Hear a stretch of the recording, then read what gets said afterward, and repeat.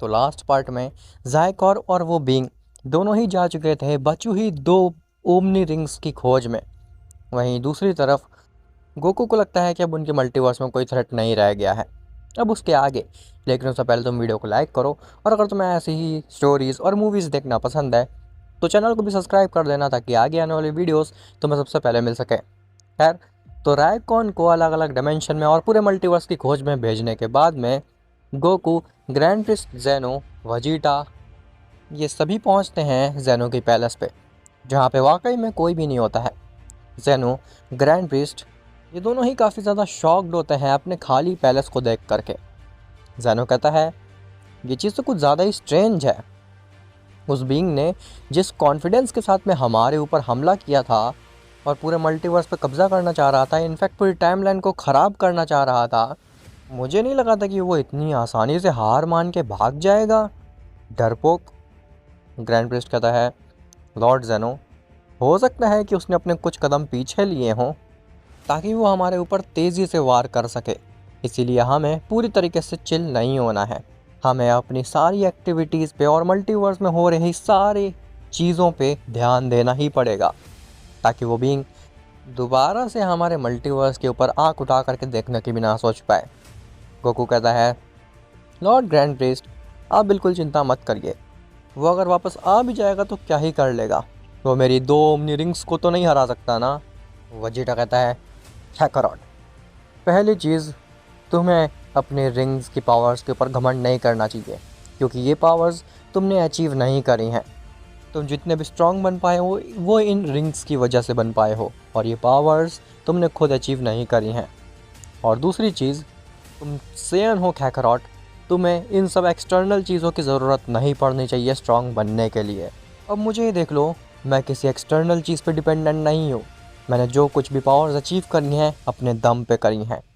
Goku कहता है हाँ, वो जो तुम्हें ओमनी पावर्स दी थी लॉर्ड ज़ेनो ने, वो भी तुमने खुद ही अचीव करी थी। ये चीज़ सुनने के बाद वजीटा का मुंह बंद हो जाता है। गोकू कहता है वजीटा, मुझे पता है कि मैं सेयन हूँ और मुझे किसी एक्सटर्नल चीज़ पे डिपेंड नहीं करना चाहिए, मेरे अंदर ऑलरेडी इतना पोटेंशियल है कि मैं सबको सरपास कर सकता हूँ।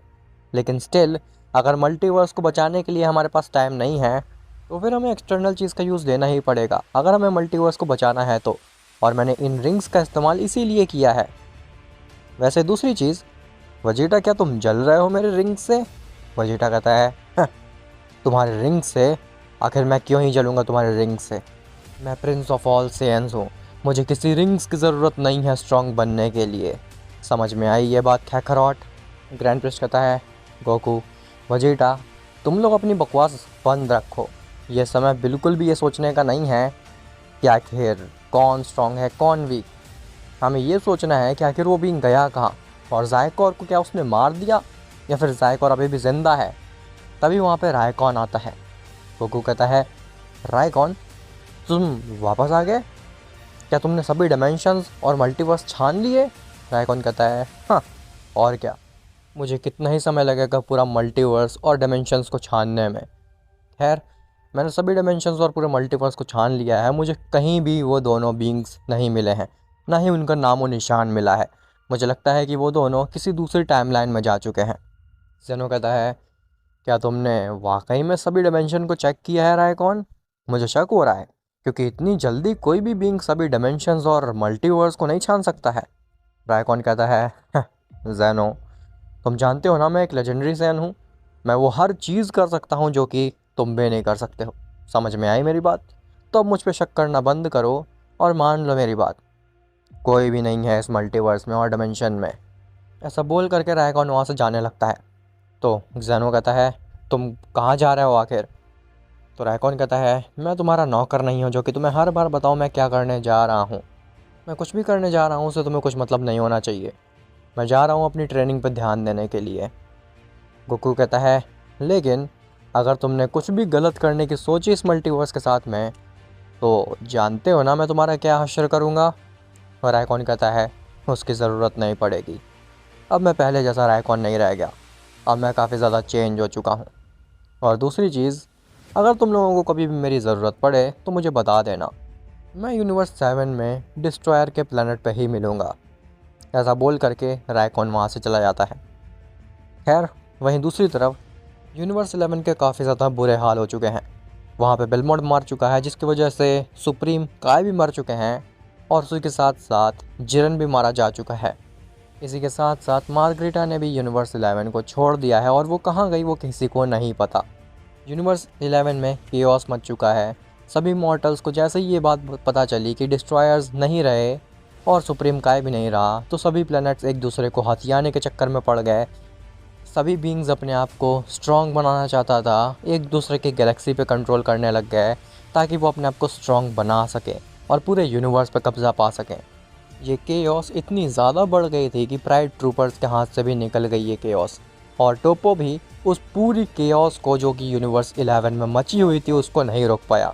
इस केओस को अगर कोई रोक सकता था तो वो था केवल जेनो।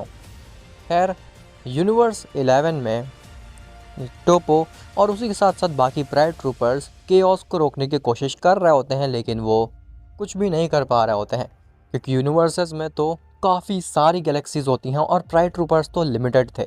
वो कितने ही गैलेक्सीज और कितने ही मॉडल्स को रोक लेते आखिर। इसी के साथ साथ कुछ प्राइड ट्रूपर्स तो मारे भी गए थे। खैर टोपो को समझ में आ गया था कि इस यूनिवर्स का केओस उसके हाथों से नहीं संभलने वाला या फिर प्राइड ट्रूपर्स से नहीं संभलने वाला। उसको गोकू, वजीटा इन सब की ज़रूरत पड़ेगी अगर उन्हें यूनिवर्स 11 को पहले जैसा करना है तो। इसीलिए टोपो अपने बचे हुए प्राइड ट्रूपर्स के साथ में इकट्ठा होकर के निकल जाता है हेल्प मांगने के लिए दूसरे यूनिवर्सेस में। अब यूनिवर्स 11 पूरी तरीके से खाली हो चुका था, वहाँ पे कोई भी बीइंग नहीं था मॉर्टल्स को छोड़ करके जो कि एक दूसरे के ऊपर ही हमला कर रहे थे। तभी बेलमोंट के प्लैनेट पे पहुंचता है ज़ायकॉर और वो बीइंग। अब तुम कहोगे कि रायकॉन ने तो पूरा मल्टीवर्स और हर डिमेंशन को छान लिया था, लेकिन उनको तो कहीं भी वो बीइंग और ज़ायकॉर नहीं मिला था, तो फिर आखिर ये अचानक से कैसे आ गए यूनिवर्स 11 में।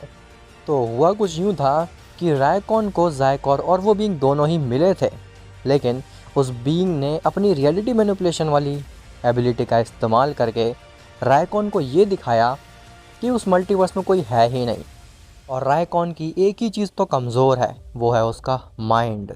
इसीलिए वो उस बीइंग के रियलिटी मैनिपुलेशन के चक्कर में आ गया और उसे लगा पूरे मल्टीवर्स खाली है और हर डिमेंशन भी खाली है, जबकि वो बीइंग और ज़ायकॉर तो मेन मल्टीवर्स में ही थे। खैर तो ज़ायकॉर और वो बीइंग पहुंचते हैं यूनिवर्स 11 में, जहाँ पे ज़ायकॉर कहता है ओ ये यूनिवर्स तो पूरी तरीके से खाली पड़ा हुआ है, लेकिन एक प्रॉब्लम है कि इस यूनिवर्स में केओस मचा हुआ है। वो बीइंग कहता है मुझे वही तो चाहिए।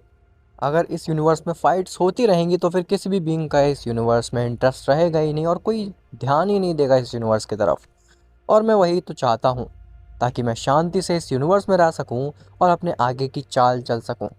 खैर वो सब छोड़ो ज़ायकॉर, हमें सबसे पहले जाना होगा अलग अलग डिमेंशंस में और उन बची हुई 2 ओमनी रिंग्स को ढूंढना होगा।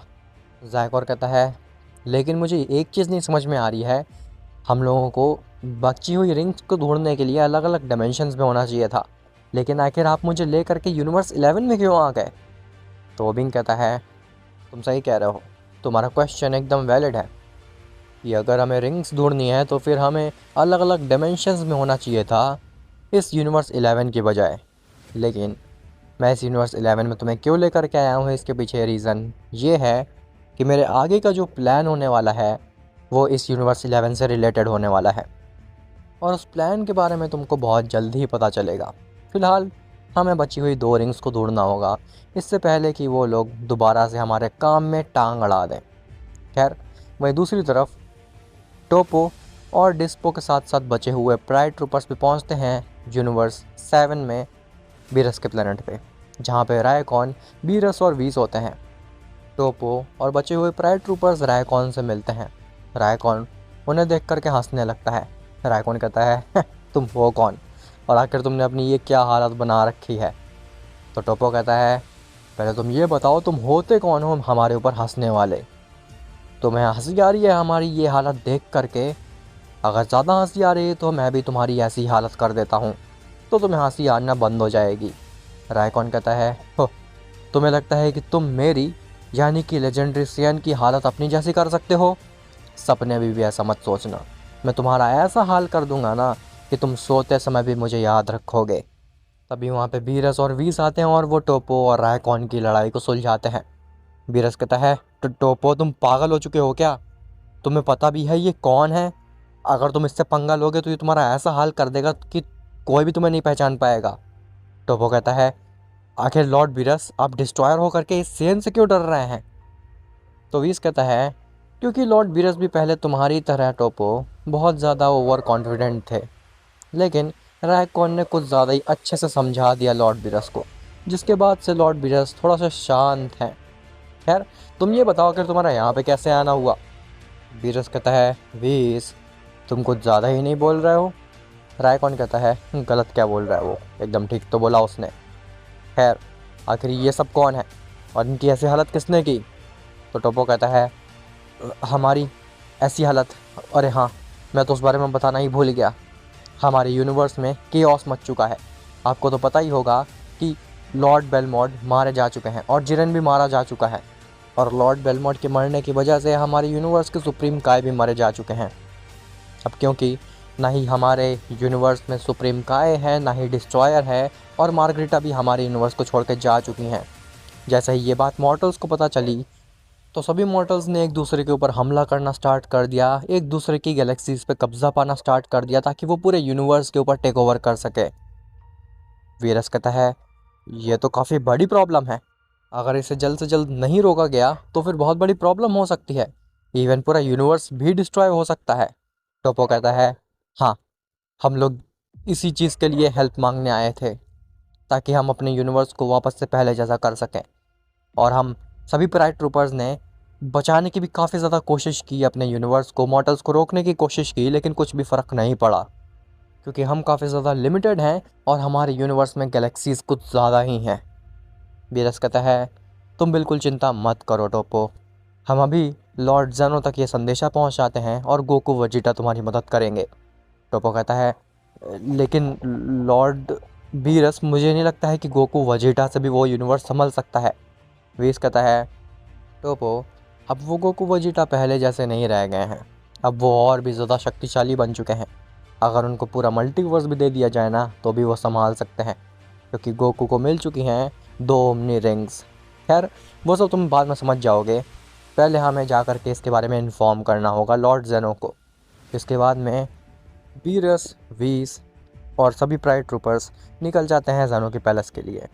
जैसे ही वो लोग जेनो की पैलेस पे पहुंचते हैं तो गोकू वेजिटा, जेनो और ग्रैंड प्रिस्ट बचे हुए प्राइड ट्रूपर्स की बुरी हालत देख करके दंग होते हैं। जेनो कहता है, टोपो, ये आखिर क्या हुआ तुम्हारे साथ में? तुम लोगों की ऐसी हालत किसने की? क्या रायकॉन ने तुम्हारे ऊपर हमला किया? तो टोपो सब कुछ एक्सप्लेन करता है कि कैसे उनके यूनिवर्स में केओस मच चुका है और बहुत बड़ी प्रॉब्लम हो चुकी है। ग्रैंड प्रिस्ट कहता है, लॉर्ड जेनो, ये तो बहुत बड़ी प्रॉब्लम है। अगर इसी तरीके से उस यूनिवर्स में मॉर्टल्स एक दूसरे के ऊपर हमला करते रहे तो फिर वो यूनिवर्स पूरी तरीके से डिस्ट्रॉय हो जाएगा। जेनो कहता है, तुम बिल्कुल ठीक कह रहे हो ग्रैंड प्रिस्ट, मुझे लगता है कि अब मुझे ही एक्शन लेना पड़ेगा। तो गोकू कहता है, लॉर्ड जेनो, आपको कुछ भी करने की ज़रूरत नहीं है, मैं हूँ ना, मैं अभी जाता हूँ यूनिवर्स 11 में और जा करके उन सभी मॉडल्स को ठिकाने लगाता हूँ। जेनो कहता है, गोकू, उन मॉडल्स को मारना नहीं है, तुम्हें बस जा करके उन सभी के बीच में केओस रुकवानी है। गोकू कहता है, हाँ, वो भी कर ही दूंगा, आप बिल्कुल भी चिंता मत करिए। ऐसा बोल करके गोकू वेजिटा दोनों ही निकल जाते हैं यूनिवर्स 11 की तरफ। खैर, गोकू और वेजिटा तो यूनिवर्स 11 की तरफ निकल गए होते हैं, लेकिन ज़ायकोर और वो बीइंग अभी तक दूसरे डायमेंशन के लिए नहीं निकले होते हैं। शायद गोकू और वेजिटा उनको सेंस कर ले, और क्या पहली बार गोकू और उस बीइंग के बीच में फ़ाइट होने वाली है? खैर, ये सब तो तुम्हें पता चल ही जाएगा। अब आखिर वो बची हुई 2 रिंग्स कौन सी हैं, और आखिर वो बीइंग क्या उन रिंग्स को हासिल कर पाएगा, और गोकू वेजिटा को कैसे पता चलेगा उन रिंग्स के बारे में? पहले ये सब तो तुम्हें पता चलेगा नेक्स्ट पार्ट में। और हाँ, तुम लोग सरप्राइज़ बिल्कुल भी मत होना कि आज फिर से मैंने डिले किया और 15 मिनट की वीडियो बनाई। वेल, तो उसके लिए मैं दोबारा से माफ़ी चाहूँगा, क्योंकि मेरी तबीयत बिल्कुल भी सही नहीं थी। लेकिन अब मेरी तबीयत पूरी तरीके से ठीक है, मैं पूरी तरीके से फ्री हूँ, इसीलिए अगले पार्ट जो आने वाले हैं वो प्रॉपर टाइम से आएंगे, और 25 मिनट्स के आएंगे। तो मुझे माफ़ कर देना आज के वीडियो के लिए भी और लास्ट वीडियो के लिए भी, क्योंकि मैंने वो छोटी बनाई और प्लस देर से डाली। लेकिन आगे से सारे पार्ट्स 25 मिनट्स के होंगे और टाइम पे होंगे। यार अब मिलते हैं तुमसे नेक्स्ट पार्ट में, तब तक के लिए बाय बाय।